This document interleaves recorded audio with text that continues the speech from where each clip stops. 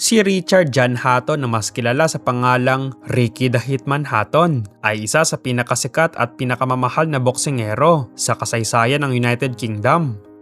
Mula sa pagiging simpleng bata na lumaki sa working class community ng Greater Manchester, nagawa niyang maabot ang tuktok ng mundo ng boxing at maging 2 Division World Champion.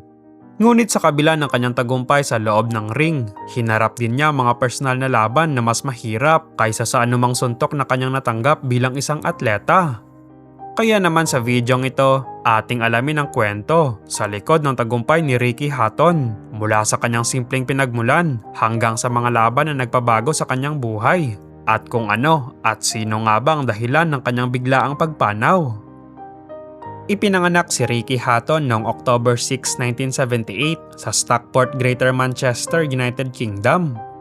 Lumaki siya sa Denton, isang komunidad na kilala sa pagiging simple at masipag na mga residente. Bata pa lamang ay napansinan ng kanyang mga magulang na sina Ray at Carol Hatton ang kanyang kakaibang enerhiya at determinasyon. Bagamat payat at hindi kahanga-hanga ang pangangatawan noong bata pa siya, taglay niya ang lakas at tibay ng loob na kalaunan ay magiging pundasyon ng kanyang tagumpay. Noong kabataan niya, football ang kanyang unang kinahihiligan. Tulad ng karamihan sa mga batang British, pinangarap niyang maging football player. Ngunit nagbago ang lahat nang minsang isama siya ng kanyang ama sa isang lokal na boxing gym. Doon niya natuklasan ang mundo ng boxing at agad siyang nahumaling dito. Nagsimula siya sa mga simpleng pagsasanay gaya ng footwork at shadow boxing. Habang tumatagal, mas lalo siyang nahulog sa disiplina at hamon ng boxing. Ang maliit na gym na iyon ang naging lugar kung saan nahubog ang kanyang karakter at natutunan ang kahalagahan ng tiyaga at sakripisyo. Bilang amateur boxer, mabilis na nakilala si Hatton dahil sa kanyang agresibong estilo. Hindi siya ang pinakamalaki o may pinakahabang mga kamay. Ngunit binawi niya ito sa kanyang walang kapagurang pressure at tapang sa pakikipagpalitan ng suntok. Sa kanyang amateur career, nakapagkampiyon siya ng 7 British titles at naging kinatawan ng England sa World Youth Boxing Championships. Noong September 1997, opisyal siyang naging professional boxer. Sa kanyang unang laban, ay agad niyang ipinakita ang kanyang potensyal ng manalo sa pamamagitan ng knockout sa unang round.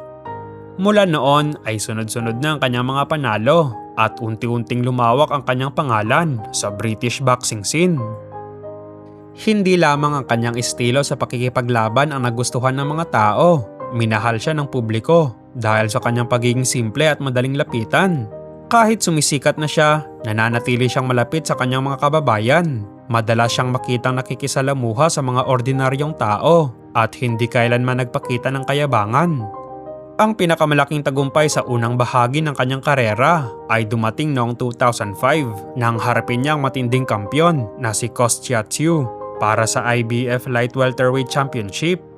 Marami ang nagduda kung kaya niyang talunin ang veteranong kampyon. Ngunit sa harap ng libo-libong taga-suporta sa Manchester, ipinakita ni Hatton ang kanyang walang humpay na estilo. Sa loob ng maraming rounds ay walang tigil siyang sumugod at pinahirapan ang kampyon. Sa huli, hindi nakapagpatuloy si Tszyu at idineklarang panalo si Hatton. Ang tagumpay na iyon ang nagbigay sa kanya ng unang world title at nagpatunay na kabilang na siya sa mga pinakamahusay na boksingero sa mundo. Pagkatapos nito ay nagpatuloy ang kanyang pag-angat. Nakuha rin niya ang WBA welterweight title at naging isa sa pinakamatagumpay na British fighters ng kanyang henerasyon. Sa kanyang kasikatan, nagkaroon siya ng napakalaking fanbase na handang bumiyahe kahit sa ibang bansa upang suportahan siya sa kanyang mga laban. Noong 2007, dumating ang isa sa pinakamalaking laban sa kanyang buhay nang makaharap niya ang undefeated boxing superstar na si Floyd Mayweather Jr. Sa simula ng laban ay nagbigay ng matinding hamon si Hatton.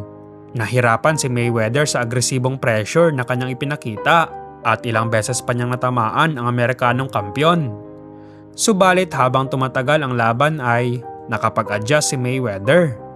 Unti-unti niyang nasolusyonan ang estilo ni Hatton gamit ang kanyang bilis at precision.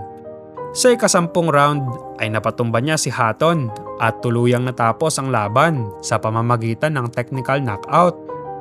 Bagamat natalo, nananatiling mataas ang pagtingin ng mga tagahanga kay Hatton dahil sa ipinakita niyang tapang laban sa isa sa pinakamahusay na boksingero sa kasaysayan.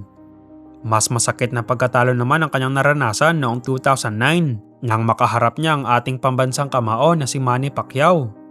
Ang laban ay isa sa pinakaabangang boxing events noong panahong iyon.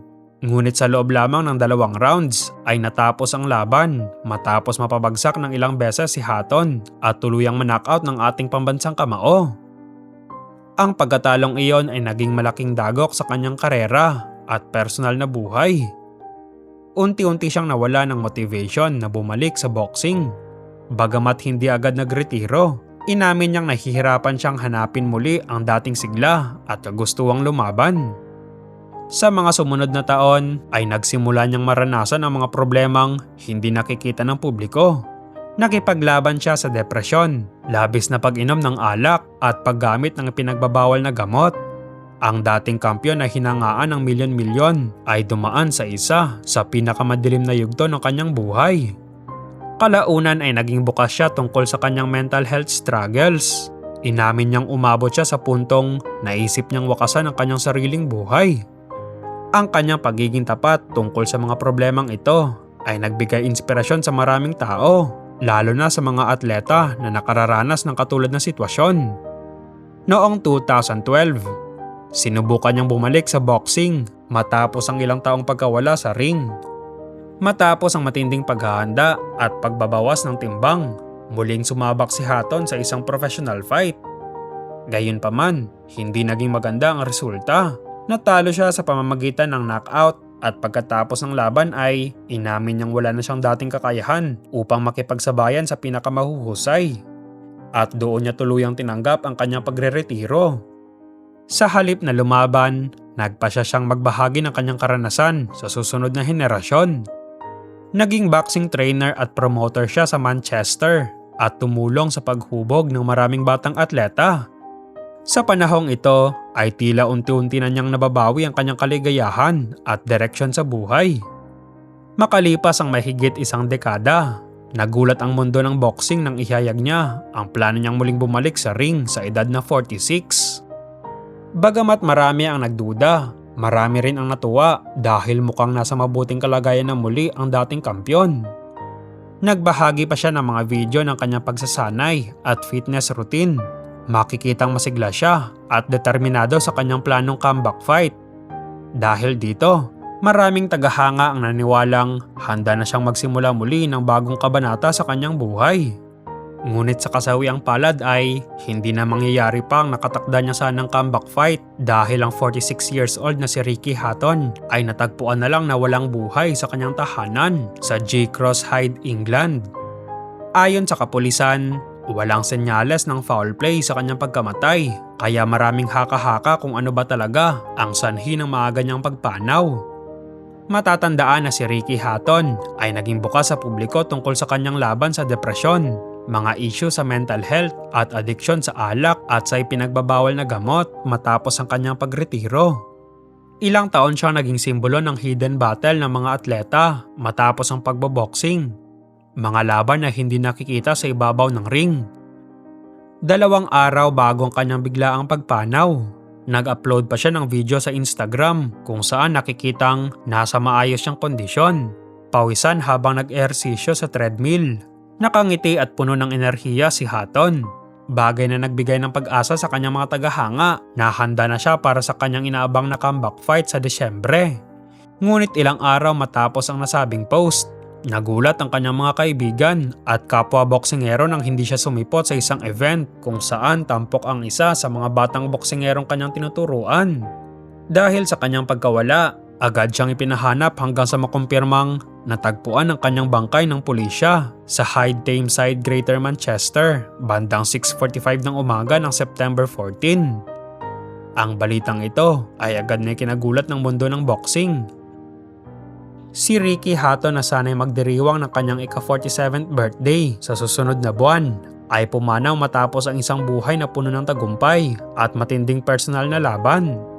Naging usap-usapan din sa social media at ilang online content ang patungkol sa kanyang pagpanaw. At dahil sa kanya naging kasaysayan ng pakikipaglaban sa depresyon at iba pang personal na problema, mabilis na kumalat ang iba't ibang haka-haka tungkol sa posibleng dahilan ng kanyang pagkamatay. Gayunpaman, mahalagang tandaan na sa mga ganitong sitwasyon, kinakailangang hintayin ang opisyal na ulat mula sa mga otoridad at pamilya bago magbigay ng anumang konklusyon. Ang pag-uugnay ng isang pagkamatay o anumang partikular na dahilan ng walang kumpirmadong ebidensya ay maaaring magdulot ng maling impormasyon. Ano man ang naging tunay na dahilan, hindi may kakaila ang malaking ambag ni Ricky Hatton sa mundo ng boxing. Siya ay naging simbolo ng tapang, sipag at determinasyon. Mula sa pagiging simpleng batang nangarap sa Manchester hanggang sa pagiging world champion, ipinakita niya na kayang maabot ng isang ordinaryong tao ang pambihirang tagumpay sa pamamagitan ng tiyaga at dedikasyon. Higit pa sa kanyang mga titulo at record, maaalala siya bilang isang taong hindi natakot aminin ang kanyang mga kahinaan. Sa panahon kung kailan maraming atleta ang pinipiling itago ang kanilang mga personal na laban, naging bukas si Ricky Hatton tungkol sa kanyang mga pinagdaraanan. Dahil dito, nakatulong siya sa pagpapalawak ng kamalayan tungkol sa kahalagahan ng mental health. Sa loob ng ring, isa siyang mandirigmang hindi kailanman umatras. Sa labas naman ito, naging inspirasyon siya sa mga taong dumaranas ng sariling laban sa buhay. Ang kanyang kwento ay paalala na kahit ang pinakamatitibay na tao ay may mga laban ding hindi nakikita ng publiko. At iyon marahil ang pinakamahalagang pamana ni Ricky the Hitman Hatton. Hindi lamang bilang isang kampiyon sa boxing, kundi bilang isang taong nagpakita ng tunay na tapang sa pagharap sa mga hamon ng buhay. Ano naman ang masasabi mo patungkol sa videong ito? Isa ka ba sa mga taong humahanga kay Ricky Hatton? Kung oo, mag-iwan lamang ng komento sa ibaba. Paki-like na rin ang video kapag ito iyong nagustuhan. At huwag kalilimutang mag-subscribe sa channel. Maraming salamat po sa panonood.